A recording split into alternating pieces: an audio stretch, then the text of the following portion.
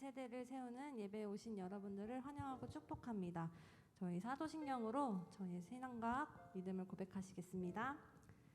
전능하사 천지를 만드신 하나님 아버지를 내가 믿사오며 그 아들 우리 주 예수 그리스도를 믿사오니 이는 성령으로 잉태하사 동정녀 마리아에게 나시고 본디오 빌라도에게 고난을 받으사 십자가에 못 박혀 죽으시고 장사한 지 사흘 만에 죽은 자 가운데서 다시 살아나시며 하늘에 오르사 전능하신 하나님 우편에 앉아 계시다가 저리로서 산자와 죽은 자를 심판하러 오시리라. 성령을 믿사오며 거룩한 공예와 성도가 서로 교통하는 것과 죄를 사하여 주시는 것과 몸이 다시 사는 것과 영원히 사는 것을 믿사옵나이다. 아멘.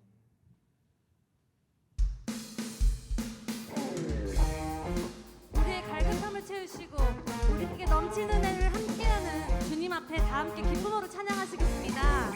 저희 다 같이 일어나셔서 찬양하시겠습니다.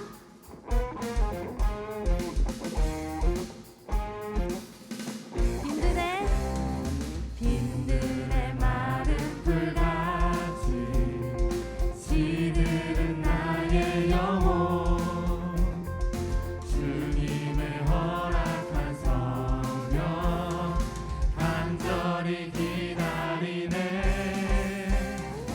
가물어 메마른 땅에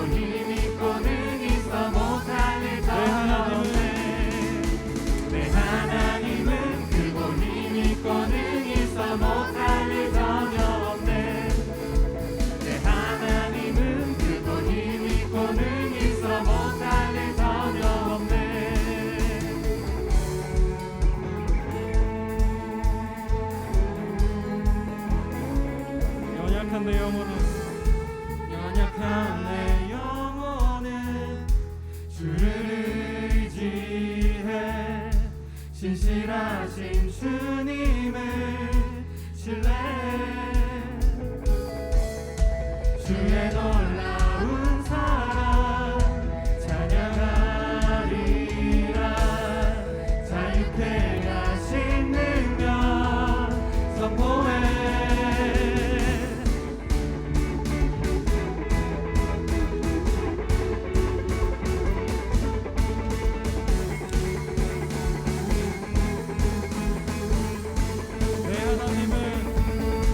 내 하나님은 크고 힘 있고 능히 있어 못할 일 전혀 없네 내 하나님은 크고 힘 있고 능히 있어 못할 일 전혀 없네 내 하나님은 크고 힘 있고 능히 있어 못할 일 전혀 없네 내 하나님은 크고 힘 있고 능히 있어 못할 일 전혀 없네 내 하나님은 크고 힘 있고 능히 있어 못할 일 전혀 없네 내 하나님은 크고 힘 있고 능히 있어 못할 일 전혀 없네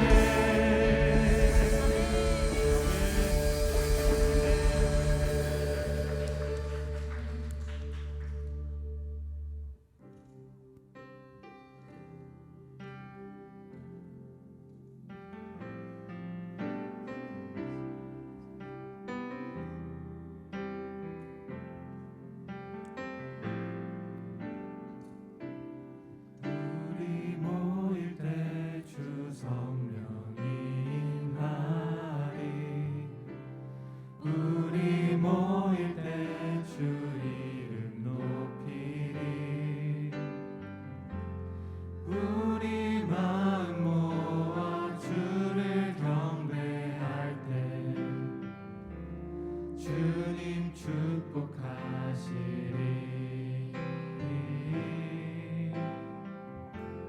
주님 축복하시리 우리 모일 때 우리 모일 때 주 성령이 임하리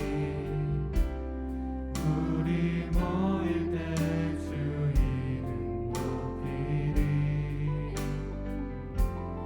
우리 마음 모아 주를 경배할 때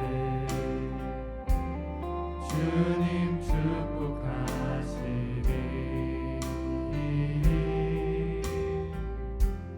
주님 축복하시리 주님께서 이 시간 우리를 축복하시면서 이 자리에 계십니다. 믿으십니까? 우리 함께 목소리 높여서 찬양하시겠습니다. 우리 모일 때 주 성령이만이 우리 모일 때 주 성령이 임하리 우리 모일 때 주 이름 높이리 우리 마음 모아 주를 경배할 때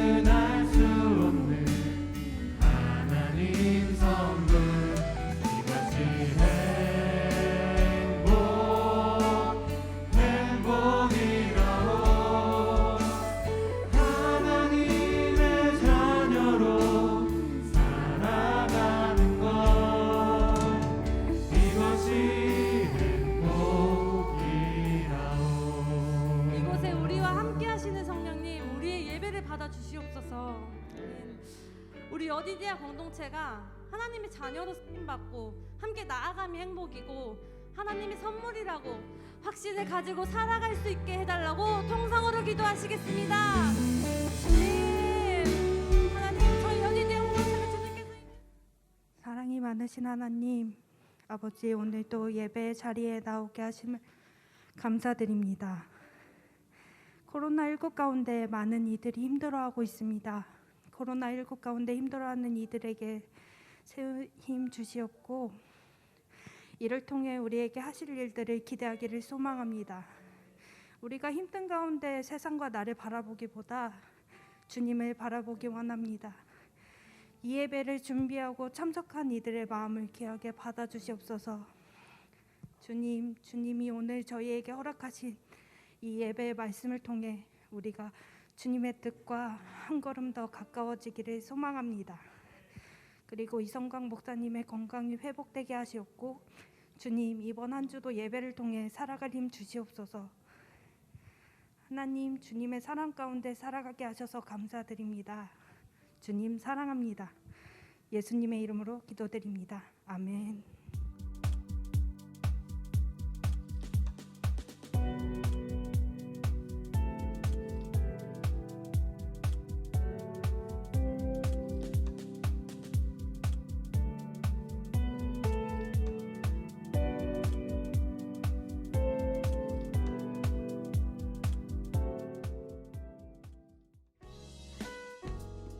신앙의 본질을 추구하는 성광 신앙공동체에 오신 성도님들을 주님의 이름으로 환영하고 축복합니다. 오늘은 성령 강림절과 웨슬리 회신 기념주일이며 거룩한 기대를 품고 나아가는 예배로 드립니다. 어린 자녀들을 믿음으로 양육하는 교회 학교에서 10년, 20년을 넘게 섬긴 선생님들의 수고와 헌신을 기억해 주시고 격려해 주시기 바랍니다. 미래 세대를 세우는 예배는 5월부터 주일 오후 1시 4층 에이마이홀에서 드립니다. 여디디아 청년들의 예배를 통해 영적으로 도전받고 새로운 시대를 열어가는 인생이 되도록 기도해 주시기 바랍니다.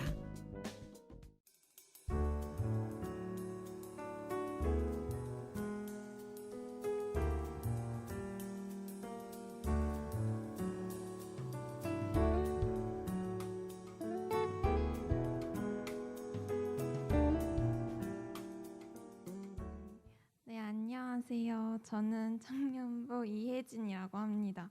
네, 지금부터 광고를 시작하겠습니다. 첫 번째, 이번 주는 성령 강림 주일입니다. 성령 강림 주일은 부활절 후에 50일이 된 날입니다. 약속대로 보내주신 성령님을 생각하며 내 삶에 행하실 일을 기대하는 여디디아가 되길 소망합니다. 모두들 기쁨의 주일 보내세요. 두 번째, 여디디아 유튜브 채널이 있습니다. 모두들 구독 눌러주시면 감사하겠습니다. 그리고 세 번째, 여디디아 인스타도 있어요. 그래서 인스타도 팔로우 하시면 소식 바로 보실 수 있고 예배 순서 확인할 수 있으니까 모두 마팔해서 지금 팔로우 해주시면 될 것 같아요. 네, 광고는 끝이고 다량 전도사님 설교 기대하며 나가겠습니다.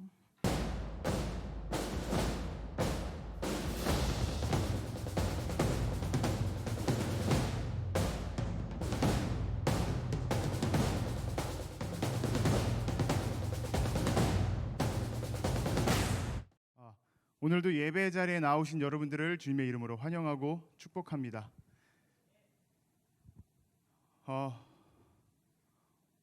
원래는 제가 항상 지금까지도 그렇고 뒤에 떴던 설교 본문 영상 때문에 따로 성경을 읽지 않았었는데 원래 오늘 읽을까 했었어요.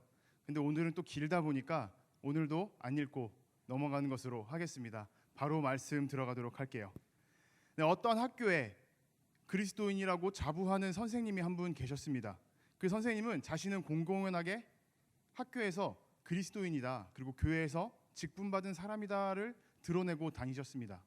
그런데 어느 날 자기가 맡고 있는 학생들, 중학생들을 맡고 계셨는데 중학생 몇 명이 자기를 찾아와서 면담 요청을 했습니다. 담임 교사로서 그 면담 요청에 응했고 대화를 했습니다. 그런데 대화를 하다 보니까 그 아이들이 찾아온 목적이 전도였다는 것을 알게 돼요. 선생님은 황당해서 아이들에게 물어봤습니다. 내가 그리스도인인 거 모르니? 그런데 그 아이들은 당연하게 안다고 얘기했습니다. 더 대화를 해보니까 그 아이들은 알고 보니 신천지에 빠져있던 아이들이었던 것이죠. 그 아이들의 생각은 이랬습니다. 우리가 사랑하는 담임 선생님이 자신들의 진실된 교리를 모르고 또 기성교회는 타락했으니까 그 교사 선생님을 우리가 구원해야겠다. 이러한 큰 사명감을 가지고 그 선생님께 나아갔던 것입니다. 선생님은 얘기를 듣다가 끊고 A4 용지를 주면서 너희들이 여기다가 하고자 하는 말을 적어봐라고 했습니다. 무슨 말을 할지, 왜 예수님을 믿는지, 꼭 굳이 그곳이어야 하는지 그것에 대해서 적어보라고 했습니다. 선생님은 그 종이를 주면서 예상을 했어요. 아마 몇 페이지, 아니 몇 줄도 쓰지 못할 거야 라고. 그런데 아이들이 글을 쓰다가 한 장을 더 달라고 했습니다. 그리고 또 달라고 하고 또 달라고 해요. 결국 총 4장의 분량이 쓰여졌습니다. 이 모습에 선생님은 너무나도 놀랐고 충격을 받아서 바로 그 주간에 자기가 교사로서 또 교회학교 교사로서 사역하고 있는 교회에 가서 얘기를 하고 중고등부 아이들에게 똑같이 종이를 주면서 적어보라고 했습니다. 너희들이 만난 예수님은 어떠한 사람인지, 경험한 예수님은 어떠한 사람인지, 우리가 왜 믿어야 되는지, 무엇이라고 전달할 것인지 한번 적어보라고 했습니다. 그런데 충격적이게도 가장 많이 적은 아이들은 겨우 3줄을 넘지 못했다고 합니다. 여러분들은 몇 장이나 쓰실 수 있을 것 같습니까? 예수님에 대해서 얼마나 알고 계시고 얼마나 말할 수 있다고 생각하십니까? 전 지난주에 우리는 하나님의 나라, 그 예수님의 언어를 말해야 된다라고 도전했고 부탁드렸습니다. 그런데 방금 말씀드린 신천지 학생들과 비교해서 우리들은 얼마나 사람들에게 그 예수님의 언어를 말할 수 있고 전할 수 있나요? 그리스도인은 그리스도를 잘 아는 사람들입니다. 알아야 전할 수 있고 알아야 말할 수 있는 것이죠. 다시 말해서 예수님께서 우리에게 베풀어 주신 그 은혜, 그 피 흘림, 그 사랑이 어떠한지, 그리고 얼마나 경이롭고 은혜롭고 놀라운지 우리가 잘 알고 있어야, 깨닫고 있어야 말할 수 있다라는 것입니다. 그리고 그것이 그리스도인이라는 것이죠. 그런데 그 약속들을, 그 언어들을 모르고 예수님께서 또 어떠한 행동을 하셨고 말을 하셨는지 모르다 보니까 우리의 정체성은 흔들리고 말았습니다. 사도 바울이 교회를 세우고 그 교회에 머물러서 말씀을 전할 때는 굳건하게 바로 서 있었습니다. 모든 교회들이 굳건하게 믿음을 성장시키고 교회를 성장시켜 나갔죠. 그런데 바울이 그 교회를 떠나 다음 전도 지역으로 나아갔을 때 얼마 되지 않아 그 교회들은 흔들리기 시작했습니다. 오늘 본문의 골로새 교회도 마찬가지였죠. 바울이 골로새 교회를 떠나고 교회가 확장되며 수많은 사람들이 들어왔습니다. 그런데 그 사람들 중에 예수님 외에 다른 무언가를 가지고 온 사람도 있었죠. 그리고 그들이 그 얘기가 교회를 흔들기 시작했습니다. 그 사람들이 했던 주장은 간단합니다. 예수님으로는 구원받기 부족하다라는 것이었죠. 예수님만 믿고 영접해서는 우리가 결코 구원받을 수 없다. 유대인들은 율법, 토라를 아주 잘 지키고 특히 할례를 잘 하는데 우리 역시 그러한 할례를 받고 율법을 지켜야 한다라고 얘기했던 것이죠. 더 나아가서 어떤 사람들은 구원을 받기 위해서는 아주 신비하고 깊은 영성과 지혜가 필요한데 그것들은 우리만 알고 있다. 그러니 나에게 다시 배워야 된다라는 말을 하기 시작했습니다. 오늘날에도 이러한 생각이 가득 차 있는 것을 알게 됩니다. 이 얘기를 들으면 되게 그럴싸하죠. 우리는 그래서 이런 생각을 하게 됩니다. 단순히 예수님을 믿고 영접하고 우리의 구원자라 고백하면 끝나는 게 맞나? 내 눈에 아무것도 보이는 게 없는데? 그런데 말씀을 듣고 말씀을 찾다 보니 착한 일을 하라, 선행을 하라라는 얘기가 나옵니다. 아, 그러면 우리가 선행을 할 때 구원받을 수 있는 거구나라는 생각을 하게 되죠. 믿음으로 구원받는다가 아니라 행함으로써 구원받는다라는 잘못된 생각을 하게 되는 것입니다. 복음에 있어서 가장 큰 문제와 위험은 본질에서 벗어나는 그릇된 신앙관입니다. 그런데 아무도 내가 그렇게 벗어났다고 잘못된 길로 가고 있다고 생각하지 못해요. 그냥 길을 가고 있는데 어느 순간 보니 전혀 다른 곳, 어딘지 알 수 없는 곳에 서 있게 되는 것이죠. 여러분들 어렸을 적 각도기를 사용해 보신 경험이 있을 거예요. 각도기로 직각 90도를 맞추어서 선을 긋는다라고 생각해 봅시다.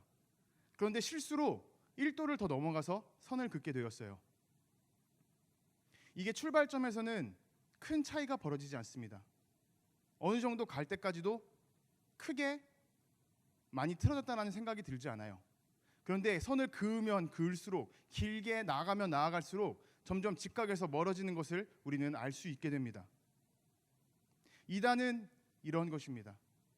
다르리 끝단, 끝이 다르다라는 것이죠. 처음에는 정통보다 더 정통 같아요. 우리가 교회에서 얘기하는 것들이 뭔가 모호하고 애매한 것들이 많죠. 그것들에 대해 뭔가 명쾌하게 해석을 해줍니다. 그러다 보니까 그것들을 들으면서 더 진실되다, 더 진짜 같아 라는 생각을 하게 되면서 잘못된 길로 빠지기 시작하는 것입니다. 그러면서 중간중간 드는 생각이 있어요. 이건 뭔가 좀 이상한데? 그런데 앞서 말씀드린 것처럼 뭔가 더 정통보다 정통 같고 진짜 같으니까 그러한 생각을 무시하고 그 길을 따라 나아가게 됩니다. 이단들의 말은 참 교묘해요. 저도 어쩌다 보니까 이단들과 몇 번 만나게 됐고 의도하지 않았지만 만나서 대화를 했던 적이 있습니다. 근데 참 교묘하고 그리고 유혹적인 말을 많이 하게 되는 것을 알 수 있습니다. 제가 연구소에서 재직 중에 살이 급속도로 쪄서 살을 빼기 위해 헬스장을 다녔습니다. 그리고 거기서 어떠한 트레이너를 만났고 그리고 그 트레이너와 운동 상담을 하게 되었죠.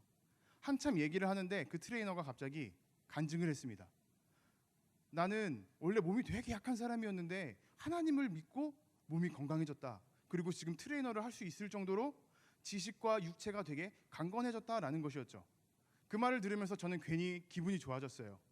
여기도 그리스도인이 있구나. 그러면서 되게 신앙적인 얘기로 나아가기 시작했습니다. 근데 듣다 보니까 뭔가 이상해요. 뭔가 이상한 것들이 조금씩 껴있는 것을 알게 됐습니다. 성경을 해석하는 데 있어서 그 트레이너는 목사님을 얘기하지 않습니다. 목사님이 아니라 내가 아는 이 선생님이 정말 해석을 명쾌하게 한다. 이 선생님이 정말 올바른 해석을 하고 있다. 선생님이라는 뭔가 선생님에 대해서만 언급을 하는 것이었죠. 그리고 그 선생님이 했다는, 명쾌하게 해줬다는 예시를 한번 들어보았는데 재림 예수에 대해서 말해 주었습니다. 뭔가 종말론 재림 예수란 것만 들어도 뭔가 알 수 있죠. 성경에 예수님께서 재림하실 때에 허다한 구름에 둘러싸이고 그리고 구름을 타고 온다고 기록하는데 그 구름이 무엇인지 아느냐, 그리고 그렇게 구름을 타고 오신다는 게 무엇인지 아느냐라고 저에게 물어봤어요. 그랬더니 조금 있다가 바로 자기가 답변을 해줍니다. 그 구름은 육체다. 사람의 몸이고 사람이라는 것입니다. 왜 그러냐라고 했더니 사람들이 수많이 모여있는 것을, 많은 사람들이 모여있는 것을 우리는 뭐라고 표현하나요? 구름대처럼 사람이 몰려있다라고 얘기하죠. 그래서 그 구름이 사람이라는 것입니다. 저 그 얘기를 들으면서 되게 어처구니 없으면서 신기해했어요. 2000년 전 사람이 어떻게 현대 한국어를 그렇게 잘 알고 얘기를 했을까라는 생각을 했던 것입니다. 그리고 나중에 찾아봤더니 그 구름을 똑같이 육체라고 얘기하는 단체가 하나 있습니다. 유명한 하나님의 교회라는 단체죠.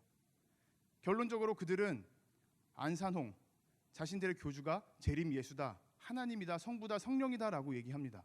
그런데 죽은 지 20년 지난 그냥 일반 사람일 뿐이죠. 또 다른 예도 하나 있습니다. 제가 하루는 휴가 때 집에서 쉰내 풍기면서 그냥 있었습니다. 근데 갑자기 부녀회에서 몇몇 아줌마들이 찾아와서 영상 광고를 만들었는데 그것 좀 보고 얘기 좀 해달래요.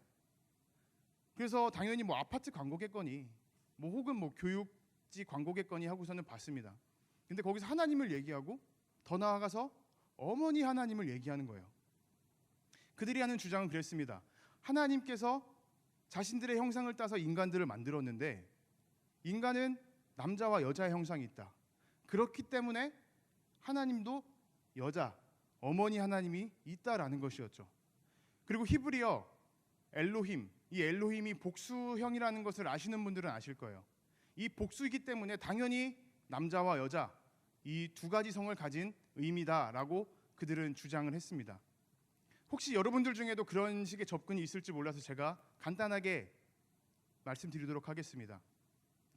하나님을 뜻하는 히브리어 엘로힘이 복수형인 것에는 러프하게 두 가지 의미가 있습니다. 하나는 남자와 여자를 뜻하는 것이 아니라 성부, 성자, 성령 삼위일체를 뜻하는 복수형이고요. 또 하나는 자신을 높이거나 자신 스스로를 강조할 때 쓰는 언어입니다. 자기를 스스로 높이기 위해서 I am이 아니라 we are라는 말을 쓴다는 것이죠. 이러한 영어 문법 형태를 장엄 복수형이라고 합니다. 이것이 옛날에 사라진 것이 아니라 지금 현대에도 쓰이고 있다는 것을 우리는 많이 알지 못해요. 왜냐하면 이 언어가 왕족들의 언어이기 때문입니다. 영국 영어를 보시면 공부해 보신 분들은 알겠지만 왕족 영어가 따로 있고 귀족 영어가 따로 있고 서민들의 영어가 따로 있다는 걸 아실 거예요. 근데 이건 영어만 그런 것이 아니라 전 세계적으로 계급이 있는 곳에는 언어의 계급도 똑같이 구분되어 있습니다. 당장 우리나라만 보더라도 지금 현실에선 쓰이고 있지 않지만 사극을 보면 왕들이 쓰는 언어, 양반들이 쓰는 언어, 그리고 일반 서민들이 쓰는 언어가 다르다라는 것을 여러분들은 아실 거예요.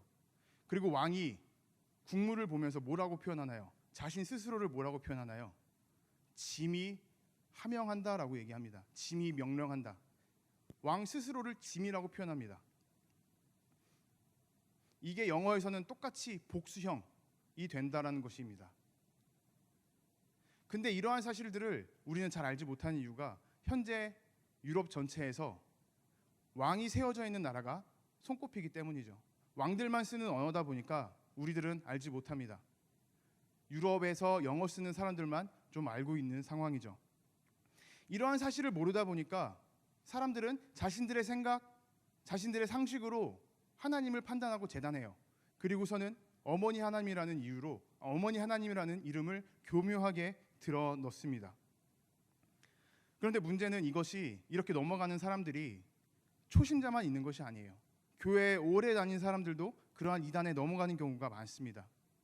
왜 그럴까요? 우리들은 어려서부터 교회에서 말씀을 배웠습니다. 유치부부터 시작해서 더 나아가면 영유아 때부터 말씀을 듣기 시작했죠. 그리고 방학이 되면 캠프로 더 집중해서 듣게 됩니다.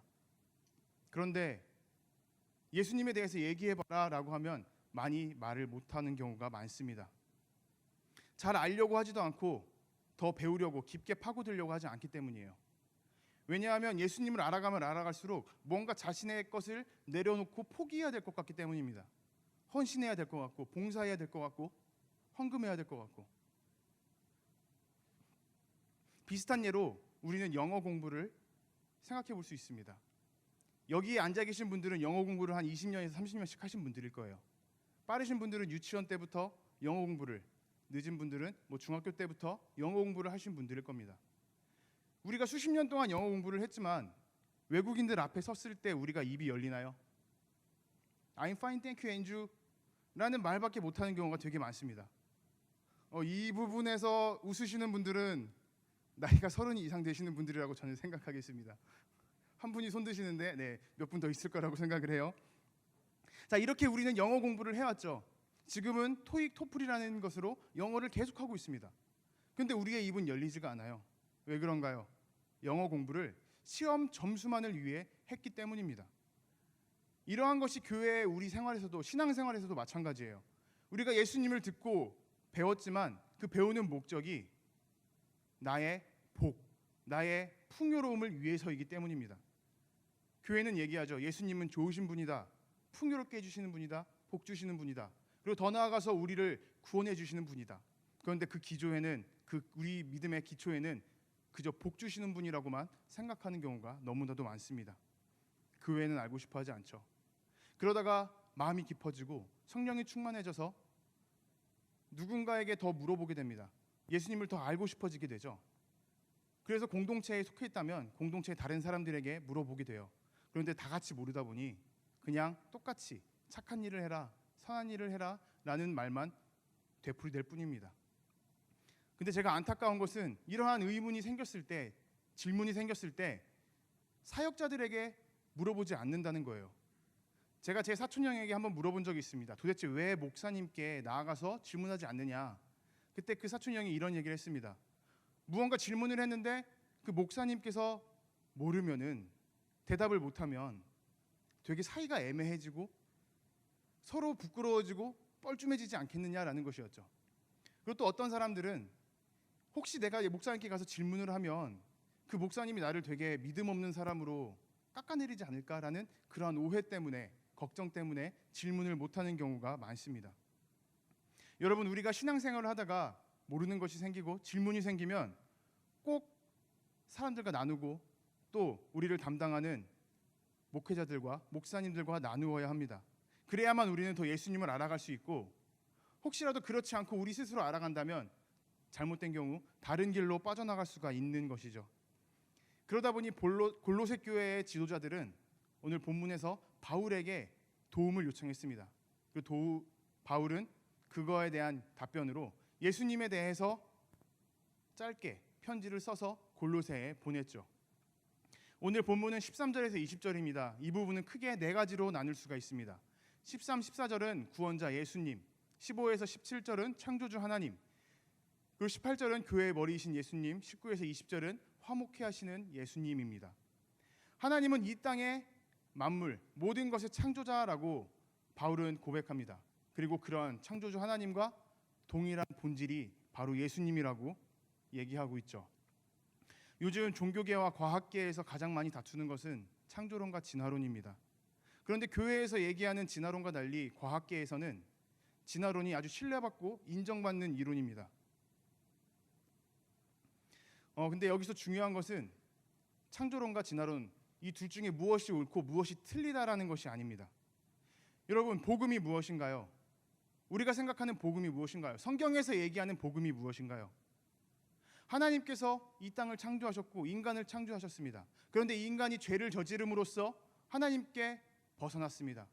그런데 하나님께서는 그 인간을 너무나도 사랑하시니 독생자를 보내주셨죠. 그 독생자 예수는 십자가에서 고통당하시고 죽었습니다. 그리고 죽음에서 승리하여 부활하셨습니다. 이것이 복음입니다. 이거의 시작이 무엇인가요? 하나님께서 천지를 창조했다라는 것입니다. 다시 말해서 창조론은 우리의 신앙 고백이 되는 것이죠. 우리가 가진 신앙의 토대를 결코 과학에 빗대어서 과학에 의지해서 입증하려고 해서는 안 됩니다. 성경의 권위는, 말씀의 권위는 그 자체에서 나오는 것이지 무언가 성경의 권위를 다른 곳에 빗대서 내놓으려고 해서는 결코 안 되는 것이죠. 내놓을 수도 없습니다. 여러분들의 의지, 여러분들의 신념을 과학적으로 입증할 수 있나요? 결코 입증할 수가 없습니다. 왜 그러한 의지가 나왔는지는 심리학이라는 학문을 통해서 나타낼 수는 있지만, 분석할 수는 있지만 그 의지 자체에 대해서는 결코 과학적으로 입증할 수가 없습니다. 다시 말해서 신앙은 신앙이고 과학은 과학이라는 것이죠. 우리는 그저 하나님과의 관계에만 집중하면 되는 것입니다. 이렇게 우리가 죄를 짓고 하나님께서 하나님으로부터 떠나갔을 때 하나님은 우리에게 독생자를 보내주셨습니다. 그리고 죽음에서 부활하신 첫 열매가 되셨죠. 우리가 모인 이 교회, 이 신앙 공동체는 그것을 믿고 고백하는 공동체입니다. 다시 말해서 십자가, 그 피 묻은 십자가 위에 세워진 것이 바로 이 교회라는 것입니다. 그리고 18절에서 이 교회의 머리가 예수님이다라고 바울은 기록합니다. 머리라는 것은 공동체가 나아갈 길을 미리 보여주는 예시가 되기도 하고, 또 공동체가 나아갈 길을 이끄는, 인도하는 리더라는 뜻이기도 합니다. 더 중요한 것은 예수님께서 우리 눈에 보이지 않지만 언제나 우리와 함께하고 계시다라는 것을 말해주고 있는 것이죠. 우리는 우리의 눈으로 우리의 머리를 볼 수 없습니다. 머리에 눈이 달렸기 때문이죠. 그런데 누구도 우리의 머리가 몸에서 없다라는 생각은 하지 않습니다. 왜냐하면 거울을 통해서, 무언가 반사되는 것을 통해서 우리의 머리가 달려있다라는 것을 확인할 수 있기 때문이죠. 마찬가지입니다. 예수님께서는 우리 눈에 보이지 않지만 성경을 통해서 우리는 예수님이 우리와 함께 계시고 우리와 동행하고 계신다는 것을 알 수가 있는 것입니다. 이렇게 우리와 함께 계시는 예수님께서 머리가 되심으로써 우리의 삶을, 우리의 인생을 인도해 주십니다. 어떠한 곳으로 인도해 주시나요? 20절에서 바울은 화평이 가득한 곳, 평화가 가득한 곳으로 인도해 준다라고 합니다. 그곳은 축복의 나라입니다. 사랑이 가득한 나라이고 샬롬의 나라이죠. 제가 지난주에 말씀드렸던 하나님의 나라입니다.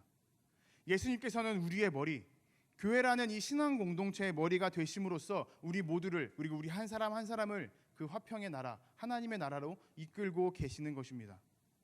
그런데 이 땅은 너무나도 악하죠. 어둠이 가득하고 득세하고 있습니다. 그러다 보니 우리는 그 이끄심에 잘 따라가지 못하는 경우가 많습니다. 그 이끄심에 따라간다 할지라도 수많은 문제와 어려움, 위기 앞에서 우린 좌절하기도 하고 넘어지기도 합니다. 그런 가운데 예수님께서 우리의 속죄 제물이 되셨습니다. 우리가 그러한 예수님을 믿고 만날 때, 그리고 우리의 마음속에 그 피 묻은 십자가를 심고 품을 때 우리의 생각이 변화되고 새로운 시작, 생각의 변화가 시작되는 것입니다. 평화가 가득한 하나님의 나라가 우리의 삶과 우리의 처소에, 우리가 나아갈 길에 이루어진다라는 것이죠. 13, 14절은 그 사실에 대해 증언하는 것입니다. 그리고 이 사실들, 이 일련의 과정들을 바울은 고린도 교회 사람들에게 다른 말로, 비슷하지만 다른 말로 정합니다. 예수 안에 있는 모든 피조물들은 이전 것이다. 보라 새 것이 되었도다. 바울은 이렇게 고백합니다. 이전 것은 지나갔으니 보라 새 것이 되었도다. 그렇기 때문에 우리는 예수님을 더 알고 더 깨닫기 위해 노력해야 합니다. 근데 이런 생각을 하실 분들이 계실지 모르겠어요. 예수님을 더 알고 싶고 더 만나고 싶은데 뭔가 방법을 모르겠다든지, 아니면은 뭔가 사람들에게 말하기가, 꺼내기가, 드러내기가 부끄러워서 자신이 없어서 나아갈 수가 없다든지, 혹은 내가 지금 어디 서 있는지 몰라서, 여기서부터 어떻게 해야 나가야 될지 몰라서 또 예수님을 알아가지 못하는 분들이 계실지 모르겠습니다. 그래서 좌절하는 분들이 계실지도 모르겠어요. 여러분, 그러한 좌절을 하고 계시다면 그 좌절을 우리는 기대로 바꾸어야 합니다. 오랜 시간 교회를 다니신 분들은 앞으로 내가 더 알아가야 할 예수님의 모습이 많구나, 그러함으로써 나에게 내 삶에 더 이루실 하나님의 역사, 그 예수님의 은혜가 더 많구나라는 기대를 가지셔야 됩니다. 초심자분들은 하나님의 은혜를 통해서 하나님을 알아감으로써 나에게 얼마나 큰 사랑과 피 흘림을 주셨는지 깨닫고, 그리고 그 사랑에 화답하며 나아갈 때 하나님께서 우리에게 어떤 것을 해주실지 기대하는 마음을 가지셔야 합니다. 그러기 위해서 우리는 주님의 음성에 귀 기울여야 하고 성경을 읽으셔야 됩니다. 내가 어디에 있든지 어느 곳으로 가든지 성경이 출발점이 되어야 되고 성경이 기준점이 되어야 된다는 것이죠. 성경은 예수님의 말씀이고 예수님 그 자체입니다. 그 말씀에 우리가 귀를 기울이고 직접 들어야 한다라는 것입니다. 앞으로 우리가 성경을 보며 예수님의 음성에 귀 기울일 때 우리는 수많은 질문을 받게 될 것입니다. 그리고 그 질문에 우리는 응답하며 답을 내며 나아가야 됩니다. 그런데 그 질문을, 그 의문을 혼자서 힘들게 나아가기보다는 여러분과 함께 있는 지금 이 자리에 모이신 다른 믿음의 동역자들과 나누고 교제함으로써 확인하고 또 확인하며 나아가는 여러분들이 되시길 바랍니다. 그러함으로써 내가 잘못된 길로 가는 것이 아닌지, 내가 혹시 벗어나는 것이 아닌지 확인하고 또 체크하셔야 됩니다. 그럴 때에 바울이 왜 십자가만 알기로 작정하고 그 십자가에 매달린 그리스도만 알기로 작정했는지, 또 예수로 죽고 예수로 산다고 고백을 했는지 우리는 알 수 있는 것입니다. 그러한 저와 여러분들이 되기를 주님의 이름으로 도전하고 부탁드립니다. 이 시간 결단의 찬양을 드리실 텐데요. 오늘은 성령 강림 주입니다. 예수님께서 약속대로 예수님께서 성령님을 보내겠다고 약속하셨고 그것이 이루어진 날이죠. 성령님의 역할은 우리가 나중에 나누겠지만 오늘 말씀에 비추어 본다면 예수님을 더 알게 하고 더 깨닫게 하고, 그리고 그것대로 실천하여 예수님의 언어를, 하나님의 나라를 선포할 수 있게 하는 것입니다. 지금 이 찬양의 가사는 우리가 모인 곳에 성령님께서 임한다고 하십니다. 그리고 우리를 축복한다고 하시죠. 이 찬양의 가사대로 우리가 모인 이곳에 성령님께서 오실 때 그 성령님은 우리의 마음을 초청하고, 그리고 서로에게 축복하며 나아가는 시간, 그렇게 결단하고 다짐하는 시간 가졌으면 좋겠습니다. 다 같이 찬양 드리시겠습니다. 우리 모일 때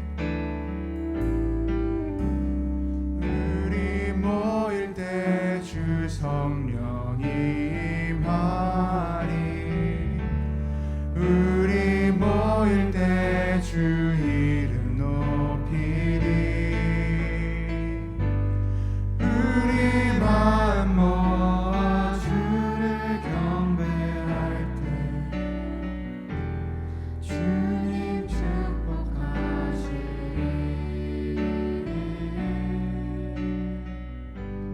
주님 축복하시리. 우리 모일 때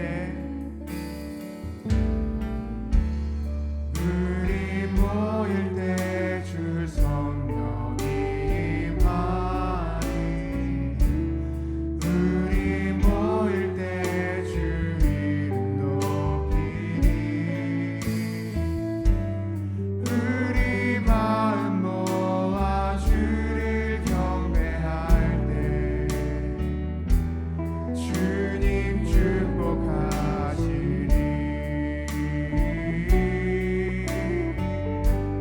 주님 축복하시리. 이 시간 두 가지 기도 제목 놓고 기도하도록 하겠습니다. 예수님의 말씀에 주목하여 귀 기울여 듣는 여디디아 공동체가 되게 하소서. 언제나 예수님을 더 알기로 작정하고 그렇게 살아가는 여디디아 공동체가 되게 하소서.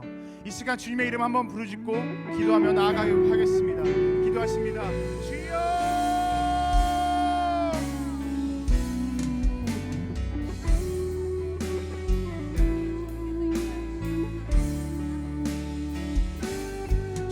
우리가 주님께 나아갑니다. 아버지, 우리가 주님께 모든 것을 드리고 나아갑니다. 주님, 우리가 주님을 더 알기로 작정하고 주님의 뜻대로 살아가기를 작정하며 나아갑니다. 주님, 우리가 세상을 살아갈 때에 나의 이득을 원하는 것이 아니라 주님의 말씀을 더 귀 기울이고 주목하여 나아갈 수 있는 인생 되게 하여 주시옵소서. 나의 마음속에 세상의 것들을 담는 것이 아니라 나의 마음속에 그 깊은 곳에 주님의 말씀을, 주님께 주시는 그 십자가를 심고 싹 틔우며 나아갈 수 있는 우리 여디디아 공동체가 될 수 있도록 역사하여 주시옵소서. 주님, 모든 것을 함께 하시는 주님, 우리는 너무나도 연약하여 이 땅을 나아갈 때에 넘어지는 경우가 많습니다. 그럼에도 불구하고 주님을 의지하며 나아갑니다. 힘주시는 능력, 그 보혈을 의지하며 우리가 우리의 마음속에 주님을 심고 주님을 더 알아가기 위해 노력하며 나아갑니다. 주님, 이곳에서 그렇게 결단하는 우리 한 사람 한 사람을 기억하여 주시고 품어주시고 힘주시고 능력 더하여 주시옵소서. 한 주간 살아갈 때 주님께서 인도하여 주시고 능력 주시옵소서. 그렇게 동행하여 주신 것에 감사드리며 예수님의 이름으로 기도드렸습니다. 주님, 감사합니다. 우리가 이 시간 주님께 결단하며 나아갑니다. 주님께 다짐하며 나아갑니다. 우리가 이 세상을 살아가며 주님의 말씀에 귀 기울이고 예수님의 언어를 말하며 주님을 더 알아가기로 결단했습니다. 주님, 우리는 살아가면서 세상을 바라보고 세상에서 우리에게 주는 그러한 이득을 마음에 품으며 나아갔음을 고백합니다.